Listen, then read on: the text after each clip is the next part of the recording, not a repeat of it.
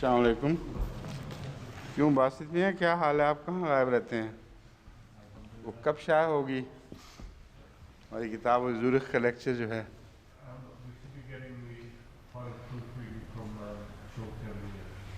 Yes. This is going to the final proofreading, hopefully. Acha. When you give it over to Wahid, then who will recheck it after Wahid has done what he does to it? I shall. Oh, that's all right then. And the rubber staff will have to check. Right. Because Wahid has some tricks up his sleeves. Right?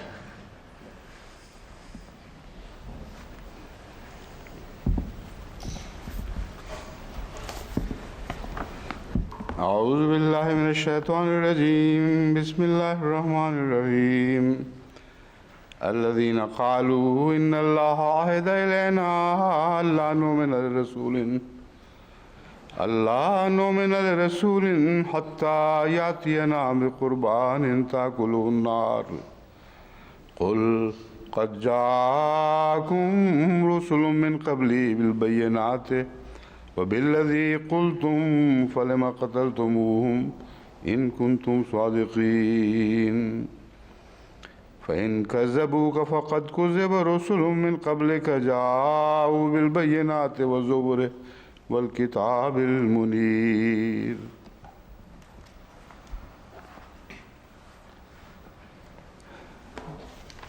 اس آیت پر درس شروع کرنے سے پہلے کل کے درس میں جو کچھ باتیں ہوتی رہی ہیں ان میں کچھ تصحیحات ہیں جو ربہ سے آئی ہیں، وہ بیان کرنی ضروری ہیں. میں نے کہہ دیا تھا میاں عبدالرحیم صاحب جو حضرت نواب محمد علی خان صاحب کے بیٹے تھے، جن کے متعلق وہ واقعہ ہے شفاعت والا، ان کی اولاد بھی تھی. وہ مجھے بعد میں یاد آ گیا تھا کہ غلطی ہو گئی ہے. حضرت عبدالرحمن صاحب کی جو ان کے بڑے بھائی تھے، بہت بزرگ اور بہت ہی خاص حضرت مشیر صاحب سے محبت رکھنے والے تھے، ان کی اولاد تھی، ان کی نہیں تھی. تو اچھا ہوا میاں خورشید نے مجھے فیکس میں یاد بھی دلا دیا، ورنہ وہ ہو سکتا ہے میں آج بیان کرنا بھول جاتا. تو ان کی فیکس آ گئی ہے کہ میاں عبدالرحیم صاحب کی اولاد نہیں تھی، جو بڑے بھائی تھے عبدالرحمن خان صاحب، ان کی اولاد تھی.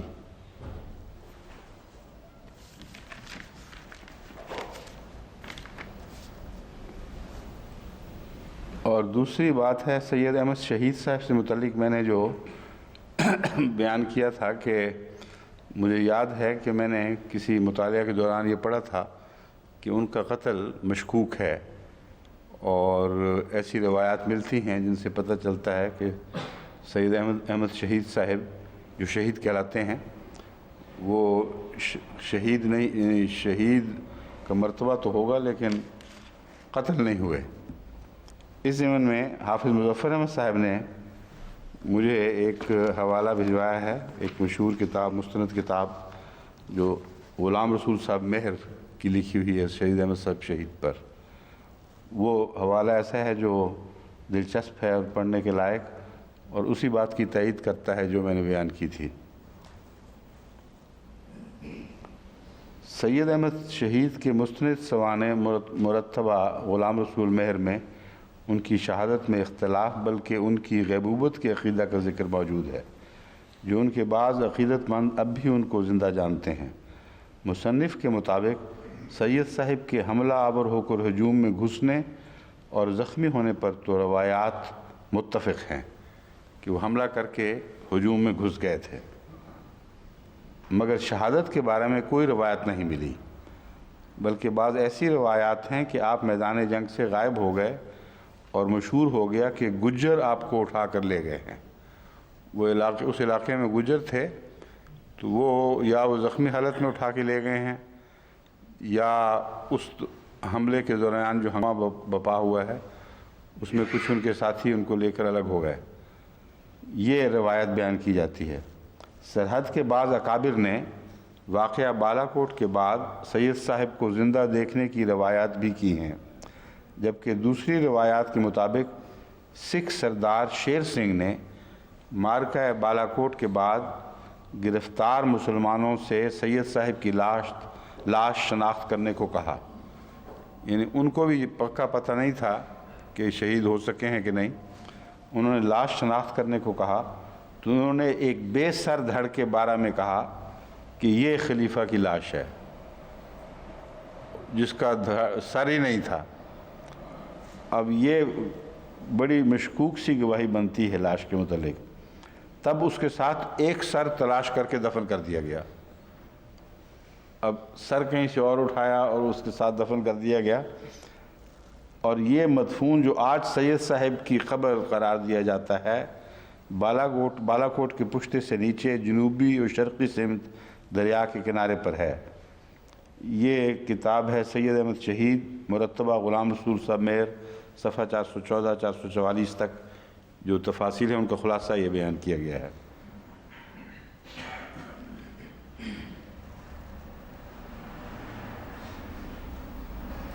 ابن عربی کے متعلق ایک غلطی ہو گئی تھی, وہ بھی ویسی تھی جو میں نے کئی دفعہ بیان کیا ہے کہ ذہن میں کوئی اور شخص ہوتا ہے تو نام کسی اور کا ہو رہا ہوتا ہے. ابن عربی کی بحث تھی اور میرے ذہن میں حضرت شاہ ولی اللہ محدث دہلوی کی 5 آیات والا واقعہ تھا. تو وہ چونکہ بہت تیزی سے اس وقت ذہن کام کر رہا ہوتا ہے, ایک طرف مصروف ہوتا ہے, تو ٹھہر کر بعض باتوں کی طرف توجہ دینے کا وقت ہی نہیں ہوتا. جو منہ میں لفظ اس وقت آ رہا ہوتا ہے وہ جو جاری نام ہے بعض دفعہ وہی آ جاتا ہے. تو یہ تو قطعی بات ہے. حضرت شاہ ولی اللہ محدث دہلوی ہیں جن نے 5 آیات تک نسخ کا عقیدہ تسلیم کیا اور باقی کو حل کر لیا. مگر مجھے تعجب ہے کہ جو حاضر علماء تھے انہوں نے کیوں نہیں مجھے اس وقت ٹوکا کہ تم نام تو لے رہے ہو اب ابن عربی کا اور بات بیان کر رہے ہو شاہ ولی اللہ کی. کیوں نہیں امام صاحب جواب دیں. میں نے ذکر کیا تھا یہاں آپس میں ہی, مگر اتنا احتیاط سے ذکر کیا تھا کہ میرے کانوں کان نہ بات پہنچے, مجھے کانوں کان خبر نہ ہو. ایسے موقع پر فوراً بتا دینا چاہیے کیونکہ ظاہر بات ہے کہ یہ زبان کی ٹھوکر ہوتی ہے. کئی دفعہ ایسا ہو جاتا ہے جب ایک انسان ایک تقریر میں ایک مضمون میں بہت گہرے انہماک کے ساتھ مصروف ہو تو یہ جو ناموں کی احتیاطیں ہیں یہ ساتھ ساتھ رکھی نہیں جا سکتی. کم سے کم مجھ میں یہ ہے کمزوری. پہلے بھی کئی دفعہ ذکر کر چکا ہوں. مگر الحمدللہ حافظ صاحب نے توجہ دلا دی. وہاں بیٹھے ربوہ سے آ گئی توجہ, یہاں نہیں کسی نے دلائی. حالانکہ ایسی بات تھی جو عرف عام میں ہر احمدی کو معلوم ہونی چاہیے, مگر ہر ایک کناسی جو جامعہ کے تعلیم یافتہ ہیں ان کو تو بالکل واضح طور پر پتہ لگ جانا چاہیے تھا کہ یہ بات ہو رہی ہے. ابن عربی ایک غلطی سے بعض دفعہ کچھ اور فائدے بھی ہو جاتے ہیں, اور اللہ میاں کی یہ شان ہے کہ جو غلطی ظالمانہ نہ ہو, ضد سے نہ ہو اور اتفاقاً ہو, اس کی کوک سے پھر خیر کے بچے پیدا ہو جاتے ہیں. ایک اور علم میں میرا اضافہ ہوا ابن عربی کے متعلق. میرے علم میں تو ایک ہی ابن عربی تھے, حالانکہ یہ بہت ہی اہم بات ہے کہ ابن عربی 2 ہیں جو ابن عربی کے نام سے مشہور ہیں. دونوں ہی اندلس کے ہیں اور دونوں ہی بہت بڑے اپنے وقت کے علماء تھے اور بہت ہی بڑا مرتبہ انہوں نے پایا ہے. لیکن ایک ابن عربی اور دوسرے کے درمیان 170 سال کا فاصلہ ہے, جو اس کے متعلق میں آپ کو بتا دوں تاکہ آپ کے علم میں بھی اضافہ ہو. وہ دوسری جگہ آیا ہے نا, وہ مولوی عثمان صاحب نے بھیجا, وہ کہاں ہے؟ یہی یہ زمانہ آپ دیکھیں کتنا مزیدار ہو گیا ہے. فوراً فیکسوں کے ذریعے جس طرح آمنے سامنے بیٹھے ہوں اس طرح ایک دوسرے سے بات ہو جاتی ہے اور اطلاعیں مل جاتی ہیں. یہاں یہ عرض کرنا ضروری ہے کہ الاتقان فی علوم القرآن میں ابن عربی کے نام سے جس بزرگ کا تذکرہ کیا گیا ہے وہ شیخ اکبر محی الدین ابن عربی, ولادت 560 ہجری اور وفات 638 ہجری ہے۔ یہ الگ شخصیت ہیں جو دنیا اسلام میں قاضی ابو بکر ابن عربی کے نام سے مشہور ہیں، اور جو حضرت شیخ اکبر محی الدین ابن عربی کی وفات سے 170 سال قبل پیدا ہوئے تھے۔ تو شیخ اکبر جو محی الدین ابن عربی، جو عام طور پر مسلمانوں میں مشہور ہیں شیخ اکبر کے طور پر، یہ ان پہلے ابن عربی، ان کو بھی شیخ اکبر ہی لکھا ہوا ہے، اچھا ٹھیک ہے وہی ہیں، ان کے 170 سال بعد پیدا ہوئے تھے۔ دوبارہ پڑھوں یہ انہوں نے ذرا، وہ شیخ اکبر محی الدین ابن عربی جن کی تاریخ پیدائش ہے 560، وفات 638، جن کا تذکرہ الاتقان فی علوم القرآن میں پایا جاتا ہے۔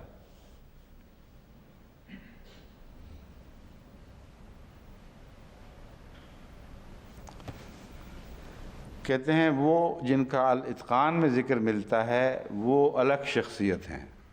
ابن عربی جن کا تفسیر اتقان میں ذکر ملتا ہے وہ الگ شخصیت ہیں، اور شیخ اکبر محی الدین ابن عربی وہ الگ شخصیت ہیں جو دنیا اسلام میں قاضی ابو بکر ابن عربی کے نام سے مشہور ہیں، جو شیخ محی الدین، بڑے کنفیوزنگ ہے سارے قصہ، آگے واضح ہو جائے گا، چلتے ہیں آگے چلتے ہیں۔ پہلے شیخ ہیں محی الدین ابن عربی اور ایک دوسرے شیخ ہیں محی الدین ابن عربی، رائٹ؟ اچھا، ان دونوں کے درمیان 170 سال کا فاصلہ ہو گیا، واضح رکھ لیں آپ اپنے ذہن میں۔ ان کو اصل میں وہاں سنتے ہی اتنی جلدی ہوتی ہے لکھنے کی کہ جو عبارت نکل رہی ہے، حالانکہ اس وقت وہ چلی ہوئی فیکس ہمارے کام آ ہی نہیں سکتی، بے شک تھوڑا سا تسلی کر کے لکھیں تو وہ فیکس جو ہے بڑی آسانی سے اگلے دن ہی پیش ہونی ہے نا۔ بہرحال یہ ان کا جو جوش و خروش ہے جلد سے جلد پہنچنے کا، یہ قابل داد ہے ماشاءاللہ۔ حضرت شیخ اکبر محی الدین ابن عربی دمشق میں فوت ہوئے، اور قاضی ابو بکر ابن عربی کا انتقال اندلس کے ایک مقام ادوا میں ہوا۔ دونوں بزرگ اندلسی تھے۔ قاضی ابو بکر ابن عربی صاحب تصنیف کثیرہ تھے، یہ پہلے ہیں قاضی ابو، یہ تو پکی بات ہے۔ بس جو پہلے ابن عربی ہیں وہ بھی اندلس میں پیدا ہوئے تھے، اور دوسرے ابن عربی بھی اندلسی میں پیدا ہوئے تھے، جو کثیر تعداد میں کتب کے مصنف ہیں، اور زیادہ انہوں نے بہت سی سائنسی علوم وغیرہ پہ بھی کتابیں لکھی ہیں۔ وہ قاضی ابو بکر ابن عربی ہیں، اور ان کی مشہور کتاب قانون التاویل فی تفسیر القرآن اور شرح جامع ترمذی وغیرہ ہے۔ حضرت شیخ اکبر محی الدین ابن عربی کا پورا نام یہ ہے: محمد بن علی بن محمد بن احمد بن عبداللہ الطائی الحاتمی المرسی المعروف بے ابن عربی محی الدین شیخ الاکبر۔ یہ بعد والے ہیں، 170 بعد والے۔ اور پہلے قاضی ابو بکر ابن عربی کے نام کی تفسیر یہ ہے: محمد بن عبداللہ بن محمد بن عبداللہ المعافری الاندلسی الاشبیلی المالکی المعروف ابن العربی۔ مندرجہ بالا تفصیلات معجم المؤلفین جلد 10 248 جلد 11 صفحہ 40 سے ماخوذ ہیں۔ جہاں تک حضرت ابن محی الدین ابن عربی کا تعلق ہے، اب آگے تفسیر کی جو بحث ہے، تنسیخ فی القرآن کا معاملہ ہے، اس کی طرف ہم واپس آتے ہیں۔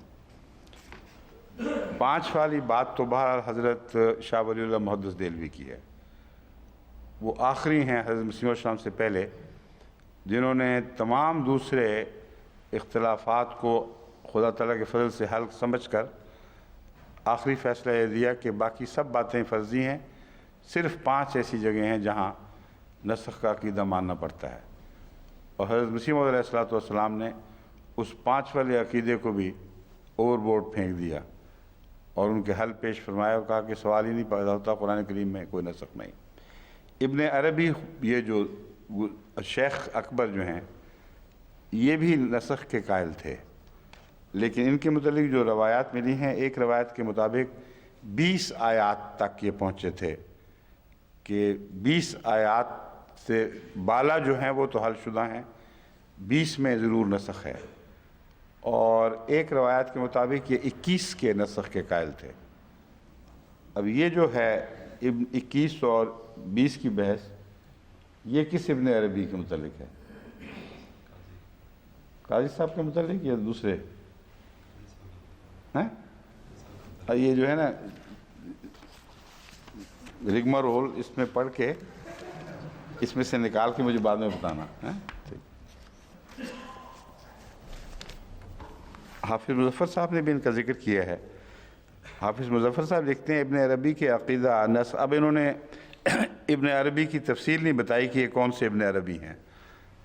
مولوی دوستوں صاحب نے جو ایک مستند کتاب ہے اس مضمون پہ، اس کو دیکھ کر تو 2 ابن عربی ہمارے سامنے رکھ دیے ہیں، لیکن ایک ابن عربی دونوں میں سے جو بھی ہیں ان کے متعلق یہ ہے کہ سیوطی نے ابن عربی کے موافق مذکورہ بالا 21 آیات کو منسوخ قرار دے کر کہا ہے کہ ان کے علاوہ کوئی آیت منسوخ نہیں۔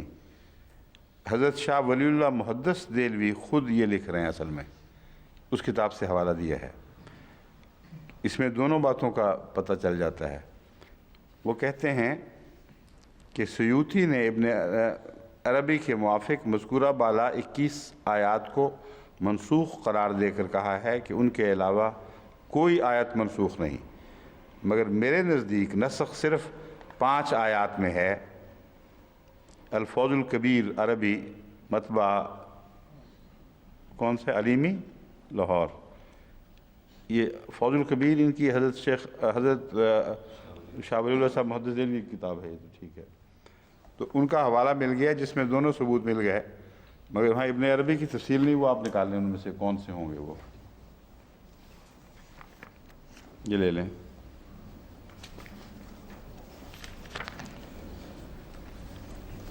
مولوی دوستوں صاحب کے نزدیک ابن عربی کی 20 آیات منسوخ ہیں ان کے نزدیک۔ اصل میں انہوں نے بھی حوالہ ہی دیا ہے فوز الکبیر ہی کا، تو 21 اور 20 کا جو اختلاف ہے وہ فوز الکبیر ہی میں پایا جاتا ہے۔ انہوں نے جو حوالہ دیا ہے اس کی روح سے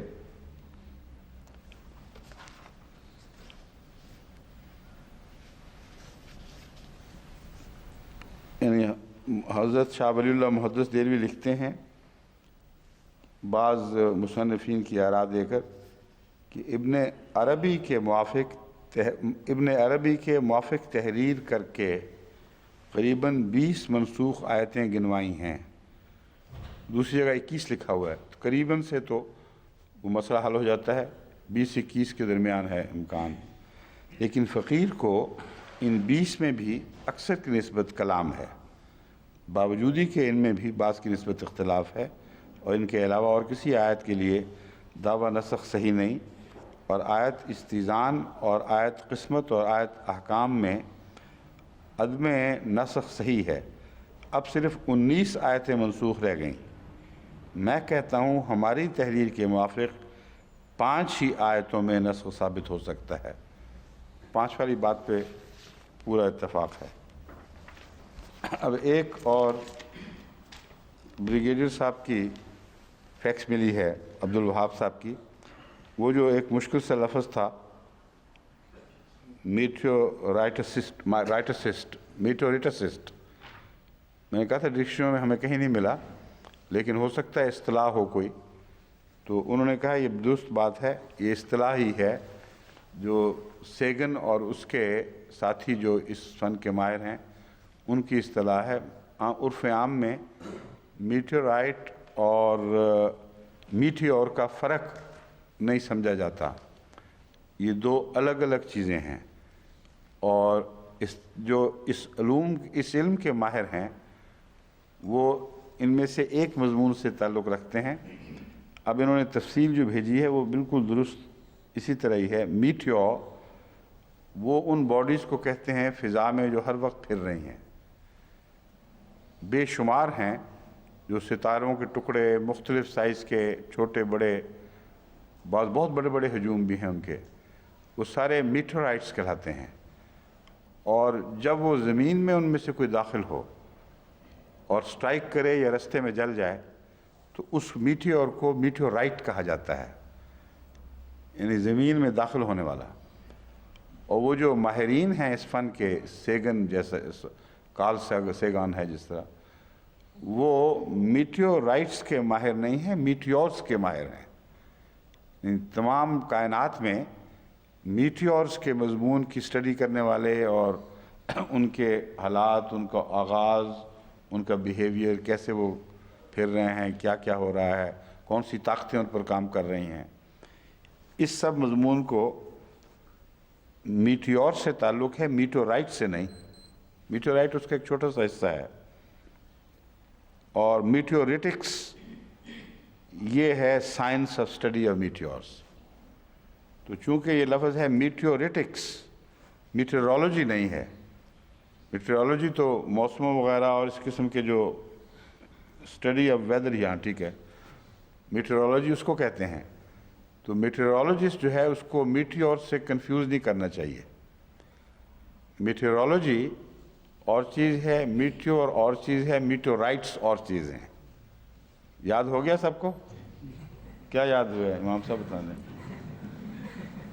میٹیور وہ فضا میں، کائنات میں گھومنے پھرنے والے آزاد ٹکڑے ہیں جو کئی دفعہ ستاروں کے ٹکرانے سے، کئی دفعہ اور ذرائع سے پھٹنے سے پیدا ہوئے ہیں، اور وہ ان گنت ہیں جو ہر وقت کائنات میں چل رہے ہیں اور کسی وقت کسی جگہ ٹکرا جاتے ہیں۔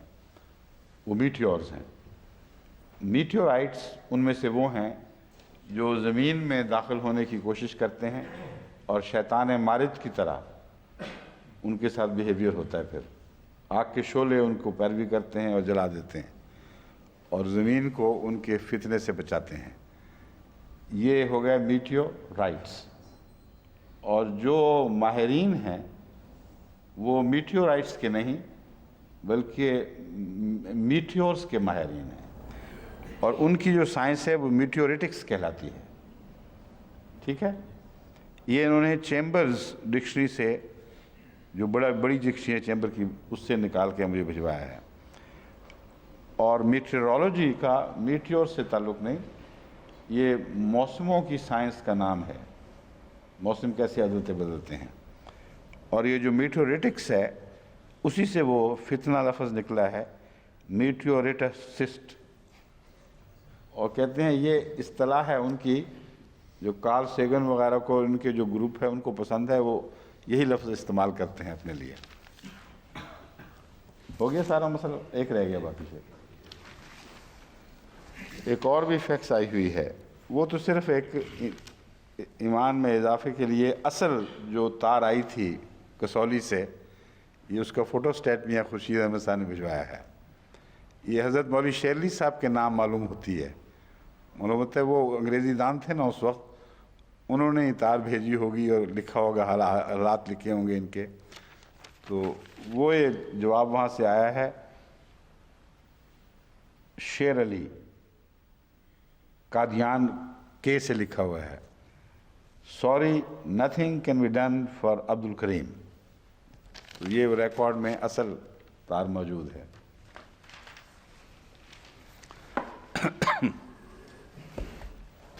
اور تو نہیں رہ گیا پچھلا سرزا؟ ایک رہتا ہے، وہ جو بشیر ڈار صاحب نے بات کی تھی کہ ریمسس سیکنڈ نہیں بلکہ کوئی اور تھا، کون سا نام بتا رہے تھے وہ؟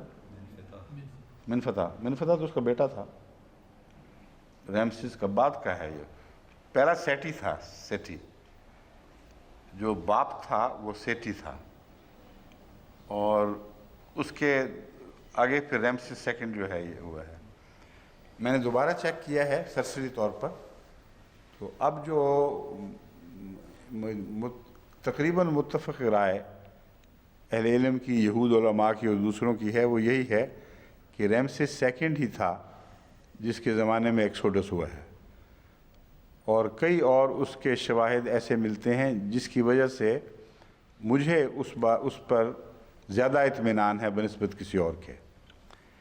ایک تو یہ کہ جو آغاز ہوا ہے ظلموں کا وہ سیٹی کے زمانے میں بیان کیا جاتا ہے جو اس کا باپ تھا، اور سیٹی کے زمانے ہی میں حضرت موسیٰ کو بچپن میں محفوظ کرنے کا قصہ اٹھاؤ چلا ہوگا۔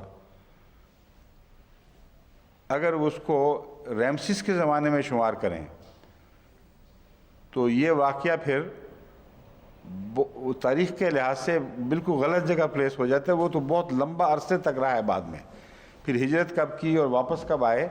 جب واپس آئے تو اس وقت ریمسس مر چکا ہوگا، اور پھر جا کر وہ سلسلہ شروع ہوا ہے نشانات کا۔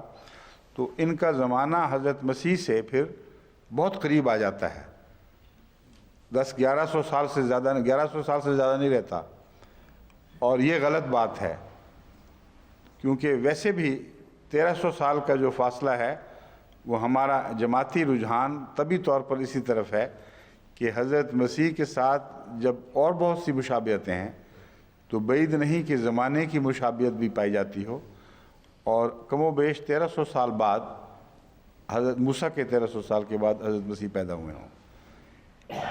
یہ جو خیال تھا اس نے مجھے اس تحقیق پر آمادہ کیا تھا کہ دیکھوں، چنانچہ مختلف پیمانوں سے میں نے تاریخی کتب کا مطالعہ کر کے جو وقت نکالے ہیں، بعض لے جاتے ہیں 1500 تک پیچھے پھینک دیتے ہیں، جو دوسرے تاریخی حوالوں سے قطعاً غلط ثابت ہوتا ہے۔ بعض قریب لے آتے ہیں، جن میں سے ایک وہ حوالہ ہے غالباً جس کی پیروی کی ہے ملک صاحب نے، اور وہ دوسری جگہ بیٹھتا نہیں ہے۔ قرآنی استدلال جب میں نے اپنے طور پر اس کو ان حوالوں کے پرکھنے کے لیے استعمال کیا تو دو باتیں میرے ذہن میں ایسی واضح تھیں جن کی وجہ سے میں اسی طرف مائل ہوا ہوں کہ ریمسس تھا۔ اول یہ کہ اس کے باپ کے زمانے میں آغاز ہوا ہے اسرائیل پر ظلم و ستم کا، اور بچوں کے سنبھالنا اور ان کو پانی میں بہانا ضعف بتاتا ہے کہ غیر معمولی کوئی شاہی فرمان جاری ہوئے ہیں جن سے ڈر گئے ہیں سارے۔ اور دوسرا یہ کہ قرآن کریم نے اس فرعون کے متعلق جس نے موسیٰ سے ٹکر لی تھی ایک بات بڑی واضح بیان فرمائی ہے کہ وہ تعمیرات کا قائل بڑا شوقین تھا، اور وہ کہتا ہے اے حمان میرے لیے تعمیر اونچی کر۔ اور ریمسس II تعمیرات کا بادشاہ کہلاتا ہے۔ سب سے زیادہ اہم تعمیرات جو آج تک موجود ہیں وہ ریمسس II کے زمانے میں ہوئی ہیں۔ تو دونوں قرآن کریم کے استنباط اسی طرف لے جاتے ہیں کہ اس کا باپ ہوگا جس کے زمانے میں آغاز ہوا، اس زمانے میں حضرت موسیٰ پیدا ہوئے ہیں، اور اس کے زمانے میں پھر وہ واقعہ سلسلہ لڑائیوں کا شروع ہوا ہے۔ آگے ایک صرف مشکل معاملہ ہے، باپ کے زمانہ جو ہے وہ اس کی حکومت کے لحاظ سے بہت تھوڑا ہے، اور اس عرصے میں حضرت موسیٰ کا جوان ہو کر لڑائی کرنا اور ایک آدمی مار دینا یہ بعید از قیاس معلوم ہوتا ہے۔ اس لیے یہ دیکھنا پڑے گا کہ واقعتاً سیٹی کے زمانے میں آغاز ہوا تھا یا اس سے پہلے ہوا تھا، اور کیا یہ جو تاریخ بیان کی جاتی ہے کہ سیٹی صرف اتنی دیر رہا یہ درست بھی ہے کہ نہیں۔ تو یہ ساری چیزیں تحقیق طلب ہیں۔ تبھی میں نے اس میں بیان کیا تھا کہ جو باتیں میں بیان کر رہا ہوں ایک جماعت کو سوچ کے ساتھ اپنی سوچ میں لانے کے لیے، تاکہ دوسرے محققین بھی ان باتوں پر غور فکر کریں، تحقیق کریں۔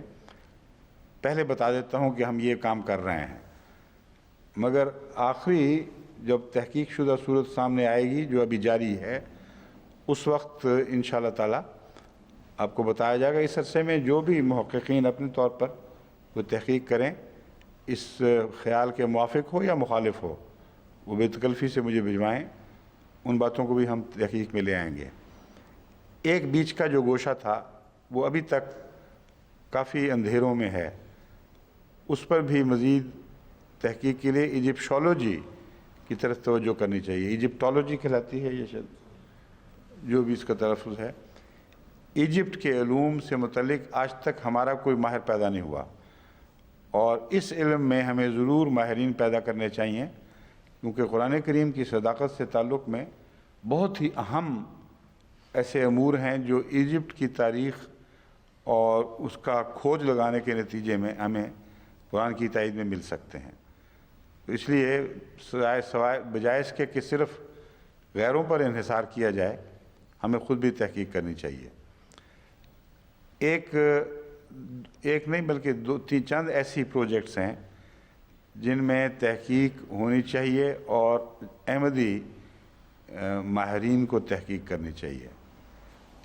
ایک پروجیکٹ ہے وہ قدیم زمانے کی تاریخ جس کے حوالے قرآن کریم میں ملتے ہیں، جس کو ایک اٹیلین آتھر کے حوالے سے میں نے بتایا تھا کہ قرآن کی تائید میں بہت سے ایسے ثبوت ملے ہیں کہ وہ قومیں جن کے وجود کے ہی منکر تھے ہمارے محققین، وہ اب کھدائی میں ان قوموں کا ذکر مل گیا ہے کہ وہ موجود تھیں، اور اس زمانے میں عاد ارم وغیرہ کے جو قصے ہیں نا، اس سلسلے میں یہ بات ہو رہی ہے۔ تو وہ یہ کہتے ہیں کہ میں یہ چاہتا ہوں کہ احمدی محققین ان اصل کتابوں کا بھی مطالعہ کریں جو ان محققین نے جنہوں نے پہلے ایک راز سے پردہ اٹھایا ہے، ان کی کتابیں ہیں۔ پھر ان مادوں کا مطالعہ کریں، وہ مادے جہاں سے یہ تحقیق شروع ہوتی ہے، سورسز۔ اور اگر کوئی اپنے بچے ان علوم میں یہاں پڑھائیں، انگلستان میں بھی، امریکہ میں بھی، یورپ میں اور جگہ، خدا کے فضل سے یونیورسٹیز میں ہر قسم کی سہولتیں موجود ہیں۔ تو بعض احمدی طالب علموں کو آئندہ کے لیے ماہر بنانے کے لیے ان مضامین میں داخل کرنا چاہیے۔ لوگ اس لیے توجہ نہیں کرتے کہ یہ عام طور پر نان پیئنگ پروفیشنلز کہلا رہے ہیں، پاس ہو گئے تو نوکری کون دے گا، اس لیے بہتر ہے کمپیوٹر پڑھ لو یا کوئی سائنس کی اور چیز پڑھ لو۔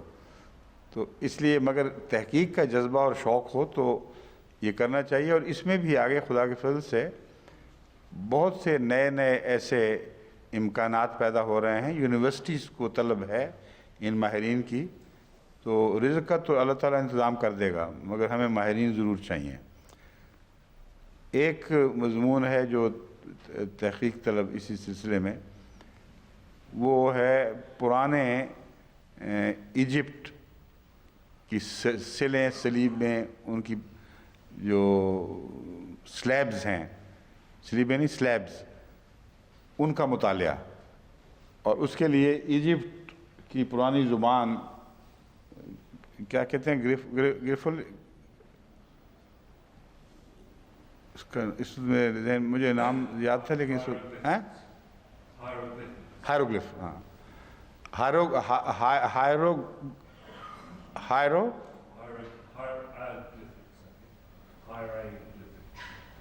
گلفکس، something like that, I agree, but not exactly as I hear it.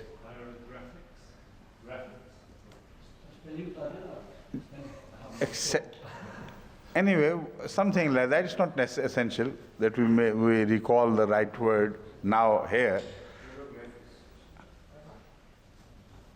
یہ آپ نے علم کی بنا پر دیا ہے یا اندازے کی بنا پر؟ میرا بھتیجا ہے، اس نے مجھے لکھ کے دیا تھا پہلے ہی؟ اچھا، ہاں جی، یہ جلال کا بیٹا ہے، جیلی کا۔ میں یہی مجھے لفظ آ رہا تھا کہ ایل ہے، آر نہیں ہے بیچ میں، اسی لیے میں مان نہیں رہا تھا۔ اس کو گرافکس بنا دیا بعض لوگوں نے، اصل میں ہے ہائروگلفکس، ایل کے ساتھ، یہی ہے نا جو انہوں نے لکھ کے دیا تھا۔ ہاں تو یہ بھی غالباً درست ہی ہے، یہی مجھے بھی یاد تھا، ہائروگلفکس ہے۔ یہ وہ زبان ہے ان کی تصویری زبان، جس کو اب انہوں نے بریک کر لیا ہے اس کی کوڈ کو، اور واضح طور پر ایک پورا تحقیق شدہ مضمون ہمارے پاس ہے، لیکن اس میں بھی اختلافات ہیں، اور بعض لفظوں کے پڑھنے سے متعلق محققین متفق نہیں ہیں، اور وہاں بعض دفعہ چلاکیوں کے موقع مل جاتے ہیں ان محققین کو۔ اپنے مرضی کا کوئی ترجمہ کرنا ہو تو وہ جو سائے والے حصے ہیں ان میں وہ کھینچ کے لے جاتے ہیں۔ اس کے کثرت سے شواہد ہمیں ملے ہیں بائبل ریسرچ کے دوران کہ بہت سے ایسے مواقع ہیں جہاں یہ عیسائیوں نے اپنے عقیدے کی خاطر ایک مضمون کو کے امکان کو بالکل نظر انداز کر دیا، دوسرے کو خود بخود اخذ کر لیا۔ تو اس لیے ہمیں ماہرین چاہیے اس مضمون پر بھی، ہیبرو کی اور گریک کی اوریجنل سٹڈی کے اوپر، وہ اس میں بھی تحقیق کریں۔ اور ضمناً مجھے یاد آ گیا، ایک ہماری تحقیق چل رہی ہے ایران میں، ایران سے تعلق میں، وہاں جو کون سا تھا صوبہ جس میں وہ امنگ دی درویشز، ہرات ہی ہے نا، ہرات ناردرن صوبہ جو ہے اس کے ساتھ ملتا ہے ایران کے ساتھ۔ ہرات میں ایک ریسرچ کی ضرورت ہے، وہ امریکہ سے ہمیں اللہ تعالیٰ کے فضل سے ایک احمدی مخلص ایسا مل گیا ہے جس نے اپنے آپ کو پیش کیا ہے۔ اسی طرح ہمارے روس کے 9 احمدیوں میں سے ایک دوست نے اپنا نام پیش کیا ہے کہ میں بھی اس تحقیق میں شامل ہونا چاہتا ہوں، تو وہ ہم اس کو انشاءاللہ منظم کریں گے۔ ایک جو تحقیق ہے وہ ٹرکی سے تعلق رکھتی ہے، جس کا کل میں نے ذکر کیا تھا۔ حضرت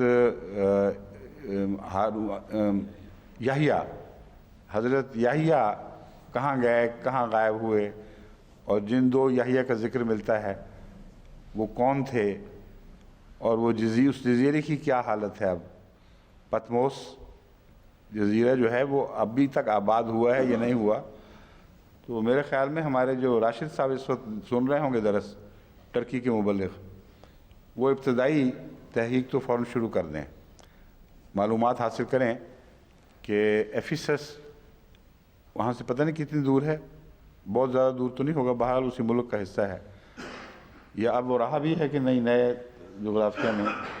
جو تاریخ تو بدلتی رہتی ہے، اس کے ساتھ جغرافیہ بھی تو ظاہر میں تو نہیں بدلتے، لیکن تاریخی جغرافیہ بدلتا ہے۔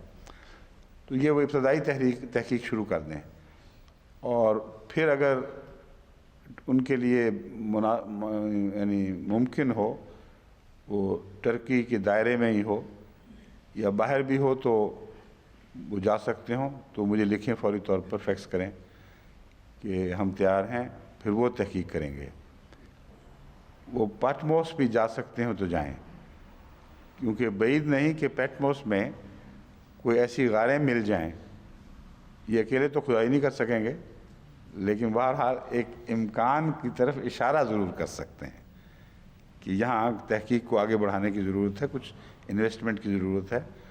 تو بعض دفعہ پرانے زمانے کے رواج تھا، جیسے وہ مرتبانوں میں کاغذات داخل کیا کرتے تھے، ہو سکتا ہے اس یحییٰ کا جو وہاں موجود تھے، اس یحییٰ کی کچھ تحریریں بعض غاروں میں مل جائیں، بعض سلیبس پر کندہ چیزیں مل جائیں، تو بڑی گہری نظر سے ابتدائی جائزہ لے لیا جائے، پھر جو بھی ماہرین اس مضمون کو آگے بڑھا سکیں گے انشاءاللہ ان کو وہاں تحقیق کے لیے بھیجیں گے۔ ٹھیک ہے؟ بھولیا تو نہیں گیا اور تحقیق والا حصہ؟ اچھا جی، اب قرآن کریم کے معجزات کا ذکر ہو رہا تھا۔ تخلیق آدم سے متعلق حیرت انگیز بات یہ ہے کہ قرآن کریم 2 طرح سے زندگی کی تخلیق کے آغاز کا ذکر کرتا ہے۔ ایک وہ آغاز جس کے نتیجے میں بالآخر انسان پیدا ہوا، اور مٹی سے کہتا ہے کہ ہم نے شروع کیا، لیکن پانی سے بھی کہتا ہے کہ ہم نے شروع کیا۔ پھر ایک گلے سڑے پانی کی سٹیج بھی آئی ہے۔ تو تمام وہ امور جو تخلیق آدم سے تعلق رکھتے ہیں، ان میں انبتکم نباتا بھی آتا ہے، تمہیں نباتات کی طرح اگایا ہم نے، اور مخاطب انسان ہے۔ تو یہ سارے ادوار ہیں جو مختلف ارتقائی ادوار کی طرف اشارہ کرتے ہیں۔ اس سلسلے میں جو میں نے ابھی باسط سے پوچھا تھا کہ بتائیں آپ وہ کتاب کہاں تک پہنچی ہے، اس میں خلاصتاً میں نے اس مضمون کا ذکر کر دیا ہے، لیکن یہاں میں آپ کو یہ بتانا چاہتا ہوں کہ خلق الانسان من صلصال کالفخار کا بھی ذکر ملتا ہے، کہ ہم نے انسان کو खनकती हुई मिट्टी की ठीकरियों से पैदा किया है। अब वो जो नज़रिया था वो तो ओवरबोर्ड गया कि गीली मिट्टी से गूंदा और एक पुतला बनाया, क्योंकि ठीकरियों से तो नहीं इस तरह पुतले बनाए जाते। तो कतई तौर पर साबित हो गया कि कुरान करीम बाज़ स्टेजेस का जिक्र करता है जिनमें से ज़िंदगी गुज़री है। और इस सिलसिले में जो मैंने तहकीक की थी, पहले भी जिक्र कर चुका हूँ गालबन, उस किताब में भी इसका जिक्र आएगा, वो ये है कि जब ordinary inorganic chemicals organic chemicals में तब्दील हुई हैं आगाज़ में, तो ये सबसे बड़ा मसला था साइंसदानों के लिए कि बग़ैर ज़िंदगी के वो मादा कैसे तैयार हो गया जो ज़िंदगी की पैदावार है। आमत व नास तो ऑर्गेनिक इनऑर्गेनिक के माने नहीं समझ सकेंगे। उनको आसान करने के लिए मैं बताता हूँ कि केमिकल्स, कीमिया, ज़िंदगी को अगर यहाँ ज़मीन से निकाल दें कुल्लियतन, तो तमाम की तमाम कीमिया जिस शक्ल में पाई जाती हैं उनको इनऑर्गेनिक केमिकल्स कहते हैं। और उनमें कार्बोहाइड्रेट्स में क्या को 3 एलिमेंट्स कौन से हैं बासित साहब? कार्बन, हाइड्रोजन और ऑक्सीजन का कम्बिनेशन, हाइड्रोक्सी ग्रुप होता है शायद एक, और एक कार्बोहाइड्रोक्सी ग्रुप है। ये जो कार्बन, हाइड्रोजन और ऑक्सीजन के कम्बिनेशंस हैं, ये वो इन ऑर्गेनिक केमिकल्स बनाते हैं। लेकिन आम लोगों के लिए समझने के लिए इतना काफ़ी है कि ज़िंदगी के वजूद से पहले जितनी भी कीमियाई शक्लें थीं वो इनऑर्गेनिक कीमिया की थीं।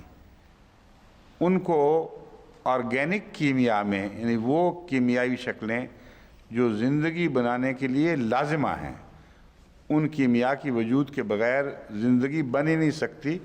खा इब्तदाई ज़िंदगी भी हो, उसके लिए भी ऑर्गेनिक केमिकल्स की ज़रूरत है। वो पैदा ही ज़िंदगी से होती हैं। ज़िंदगी हो तो वो पैदा हों, और वो हों तो ज़िंदगी पैदा हो। इसलिए मुर्गी अंडे की कहानी तो बाद में बनी है कि कौन पहले था। ये बहुत कदीम तरीन जो मुहिम्मा इंसान के लिए है वो यही है कि ऑर्गेनिक केमिस्ट्री पहले थी, केमिकल्स पहले थी, या ज़िंदगी पहले थी। अगर ज़िंदगी पहले थी तो वो जिस मटेरियल से बनी थी वो था ही नहीं, और अगर ज़िंदगी बाद में हुई है तो ज़िंदगी ही तो मटेरियल पैदा करती है जिससे ज़िंदगी बनती है। ये कदीम तरीन मुहिम्मा है जिसके हल तलाश करते हुए साइंसदानों ने जब कदम आगे बढ़ाया तो बाज़ इम्कानी ऐसी ज़मीन के माहौल से मुतल्लिक, ऑक्सीजन नहीं थी, फलां नहीं था एक ज़माने में, और बहुत सी तब्दीलियां हैं जो पहले थीं, जो अब नुमा हुई हैं, पहले नहीं थीं। उस माहौल का तसव्वुर बांध के इन्होंने जो तजर्बे किए लेबॉरेटरीज़ में, यानी फ़र्ज़ी तौर पर वो माहौल बनाया और बिजली के शोले उस पर डाले, तो उसके नतीजे में केमिकल्स कुछ ऐसी बनी जो इनऑर्गेनिक से ज़िंदगी की मदद के बग़ैर, इनके दावे के मुताबिक, वो ऑर्गेनिक केमिकल्स पैदा हो गई जिन पर ज़िंदगी की बिना है, मगर वो बहुत ही इब्तदाई थी। जब बाद दूसरे साइंसदानों ने उन पर मज़ीद गौर किया तो उनको ये मुश्किल दरपेश हुई कि ये जो केमिकल्स बनी हैं आसमानी बिजलियों और दूसरे मुहर्रिकात के नतीजे में, इसके नतीजे में जो केमिकल हमें साइंटिस्ट बताते हैं कि ये बनी होगी, बन सकती है, वो रिवर्सिबल चीज़ है। वो पानी के अंदर वापस अपनी असल शक्ल की तरफ लौट जाती है, आगे तरक्की कर ही नहीं सकती। जब एक कदम आगे उठाएगी तो पानी की मौजूदगी में वो फिर वापस दूसरे रिएक्शन में तब्दील हो जाएगी कि जहाँ से आई थी वहीं वापस। तो एक चक्कर है जो चलता रहेगा, और उस चक्कर को तोड़कर जब तक आगे इंतहाई कॉम्प्लेक्स केमिकल्स ना बने, ज़िंदगी के आगाज़ का तसव्वुर ही नहीं हो सकता। اس تحقیق کے دوران بعض سائنٹسٹ نے بعض ایکسپلوررز کی تحقیقات سے بھی فائدہ اٹھایا، اور غالباً آسٹریلیا کے ایک حصے میں وہ پہلی دفعہ اس معاملے میں ایک بریک تھرو ہوا۔ وہ یہ تھا کہ زندگی کی یہ کیمیا اگر پانی میں بن چکی ہو اور چکر میں چلی ہو، آگے نہ بڑھتی ہو، اگر کسی وقت سمندر میں طغیانی آئے اور اس کو وہ اچھال کر اوپر چٹانوں پر پھینک دے پانی کو جس میں یہ موجود ہوں، اور وہ چٹانیں ایسی ہوں جس میں سلیکون بکثرت پایا جاتا ہو، تو سلیکون میں جب یہ کیچڑ ملے گا جس میں یہ پانی موجود، یہ زندگی کی کیمیا موجود ہے، تو وہ دھوپ کے اثر سے وہ خشک ہو جائے گا، کیونکہ ایسے بڑے بڑے طوفان روز بروز تو نہیں آتے۔ وہ ایسی جگہ کا تصور کرتے ہیں جہاں کہیں بہت ہی بڑا طوفان اس پانی کو پھینکے اور پھر اس کے بعد صدیوں شاید ہزاروں سال تک بھی نہ وہاں پہنچے، یا پہنچے تو اتنی جلدی نہ پہنچے کہ کیمیاوی عمل یہ کہنا چاہیے یہ مکمل نہ ہو چکا ہو۔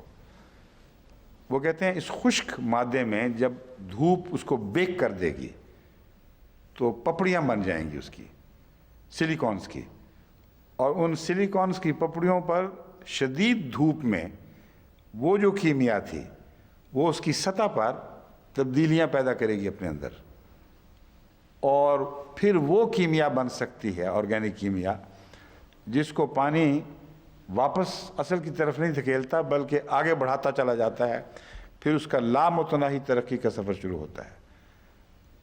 تو کہتے ہیں کہ یہ سٹیج لازم ہے ترقی کے دوران، کہ خشک پپڑیاں سخت کھنکنے والی ٹھیکریوں کی طرح ان میں سے زندگی گزرے، وہ جب پانی واپس اس کو کلیم کر لے تو اس میں سے پھر آگے ترقی شروع ہو۔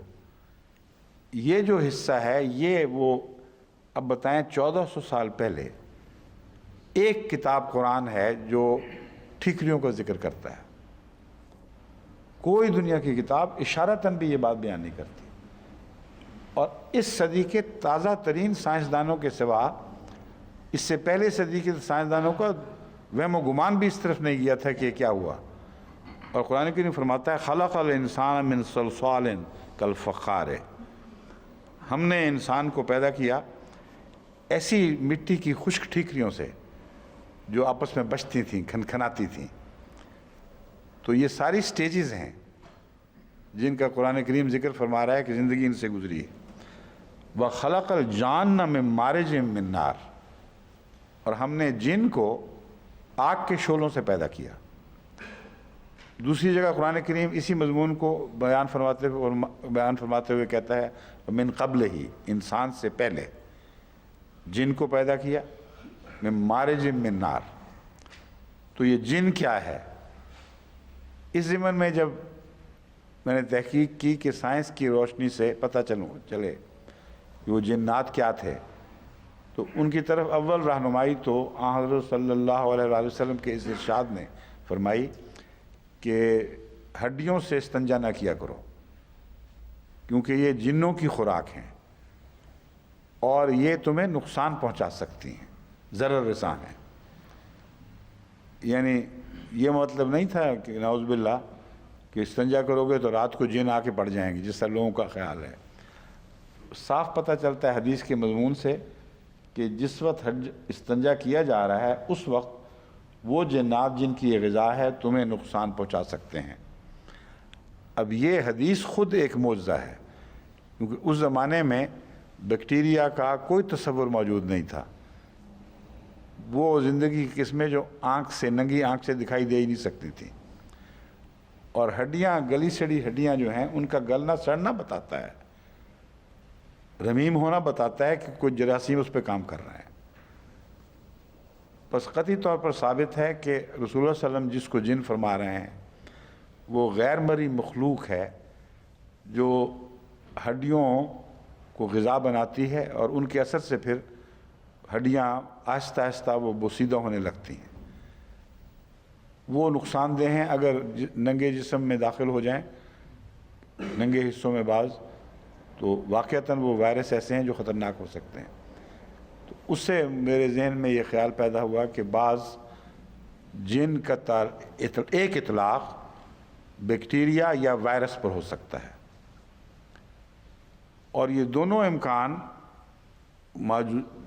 تحقیقات کے لحاظ سے درست ثابت ہوئے ہیں.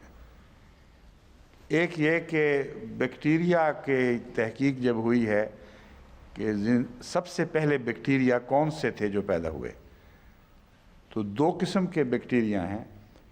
ایک وہ جن کا نیوکلیس نہیں اور پورا سیل پورے کا پورا ڈیوائیڈ ہوتا تھا بغیر نیوکلیس کے، اور ایک وہ جو نیوکلیس رکھتے ہیں. پھر انہی میں سے ایک قسم ایسی تھی جو آگ کے اثر سے پیدا ہوتی تھی، اور ان کا نام ہی سائنسدانوں نے پائرو بیکٹیریا رکھا ہے، یعنی آگ سے براہ راست طاقت حاصل کرنے والے بیکٹیریا.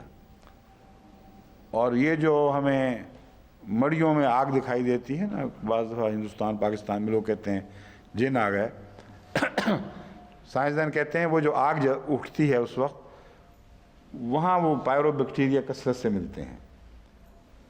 اور سمندر کے اندر بھی بہت گہرائی میں آتش فشاں جب پھٹتے ہیں تو بعض بہت سخت قسم کے گرم گیسز وہاں بھی پھرتی ہیں، اور وہاں بھی کہتے ہیں زندگی کا آغاز وہاں سے بھی امکان ہے، ممکن ہے کہ وہاں ہوا ہو. تو اس سے پہلے کہ انسان کی پیدائش کا آغاز ہوا اور وہ آگے بڑھی، وہ سلسلہ آگے بڑھا، قرآن کریم کے مطابق جنات کی پیدائش کا آغاز ہو چکا تھا اور وہ آگ سے پیدا ہوتے تھے.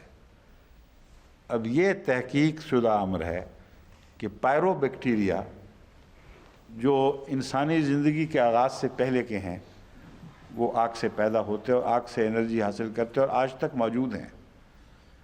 اور اس سے پہلے جو آسمانی بلاسٹ سی چیز پیدا ہوئی ہے من قبل ہی من نار، جو ہے من کیا ہے آیت پوری، وَخَلَقَ الْجَانَ مِنْ قَبْلِهِ مِنْ مَارِجٍ مِنْ نَارٍ، لفظ مارج ہے. ہم نے آگ کے مارج سے اس سے پہلے جن کو پیدا کر دیا تھا انسان کی پیدائش سے پہلے.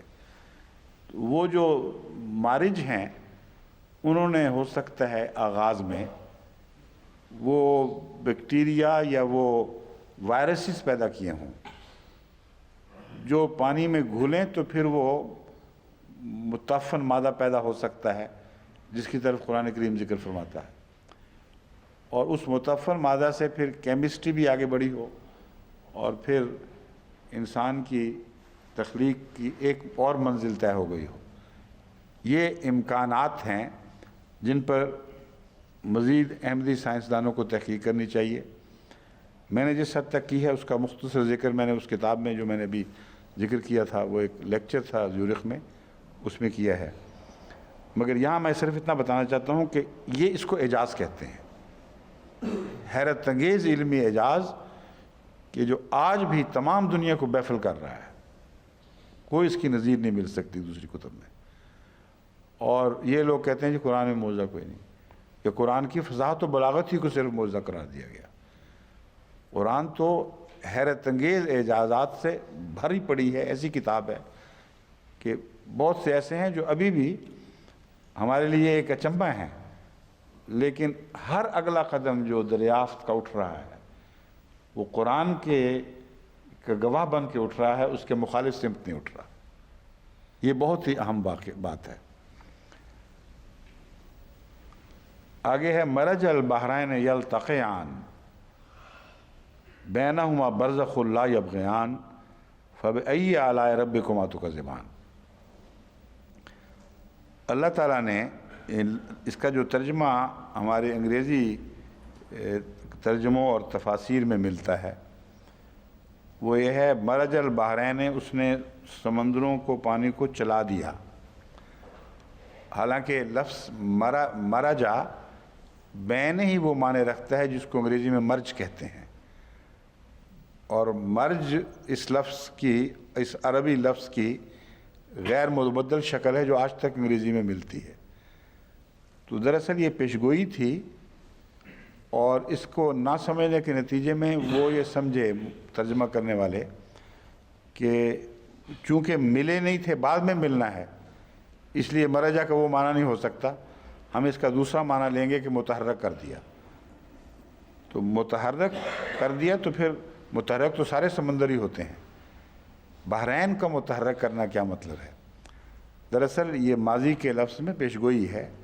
یلتقیان میں وہ ایک دوسرے کی ملاقات کے لیے گویا شوق رکھتے ہوئے بڑھیں گے آگے۔ ایسا وقت آئے گا کہ وہ مرج ہوں گے دونوں، اور مرج کس طرح ہوں گے؟ یلتقیان، موجیں مارتے ہوئے ایک دوسرے کی طرف وہ بڑھیں گے۔ بینہما برزخ لا یبغیان، اس کا ترجمہ ہے سر دست ان کے درمیان ایک روک ہے۔ بس یہ جو مرجع کا لفظ ہے یہ مستقبل کے ہونے والے واقعہ کی طرف اشارہ ہے، لیکن بینہما کا مطلب ہے سر دست ایک روک ہے، ورنہ مرج البحران یلتقیان کا مضمون ثابت ہی نہیں ہو سکتا۔ تو یہ ہے پیشگوئی قرآن کریم کی، دو سمندروں کے آپس میں ملنے کا واقعہ۔ اور یہ واقعہ کب ہوا ہے؟ سب سے پہلے سویز کنال کی صورت میں۔ سویز کنال کی تعمیر کا آغاز ایک فرینچ انجینئر نے کیا تھا، اسی کے دماغ کا آئیڈیا تھا۔ 1859 سے 1869 تک وہ خود اس کا نگران رہا۔ سیاست کے بدلنے سے سویز کنال کے حالات بدلتے رہے۔